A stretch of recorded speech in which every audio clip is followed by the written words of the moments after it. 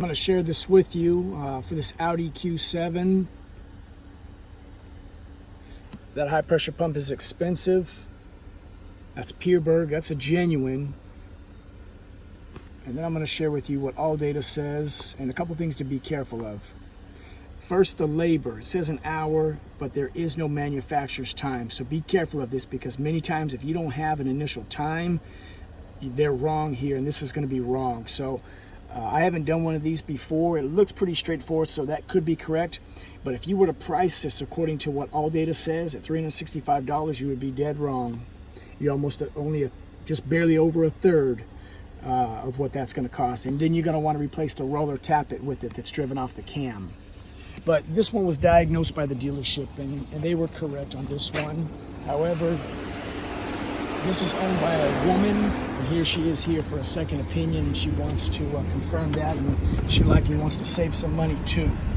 But there's the pricing. Cam follower, those suckers expensive. That's your tappet, and all these other associated items. $1,400. They want $600 labor.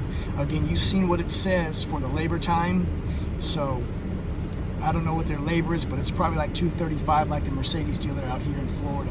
So that's an expensive repair right there. I can do that job for half, just half, easily half. I have to get you an exact number. But anyway, if I'm selling this to a woman, I'm going to provide video, I'm going to provide pictures, and I'm going to explain it.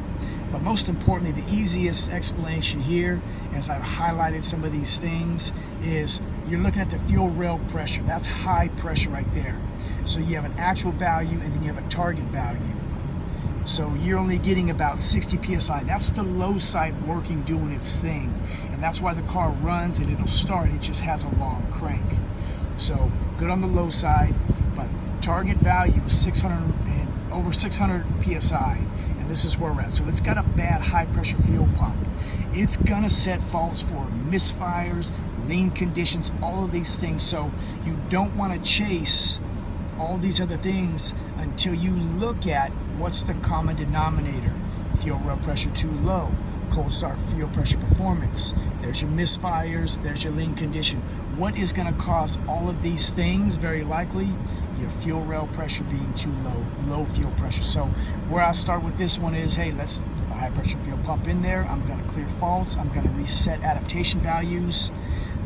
Your evap leak is probably a purge valve. They're common for it, but I'm going to note this and let them know, hey, looking at your faults, you likely got two problems, but let's start with your main problem. There's also a complaint of engine noise. Yeah, back to the dealership for that one. But anyway, this is how I sell this to a woman and to a gentleman. It's all explained, layman's terms, and they're able to follow along and understand what I'm saying, and they feel comfortable with it. We make the repair. So I've replaced the fuel pump, high pressure fuel pump, one connection, 2 bolts. I removed this bracket and this screw for that high pressure line. So anyway, so we're good to go. That's low pressure in, high pressure out. So we're all good on that. We're going to look at the actual values now.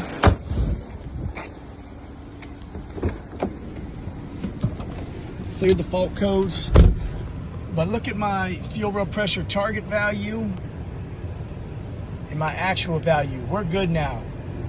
Giving it some gas, we're good to go.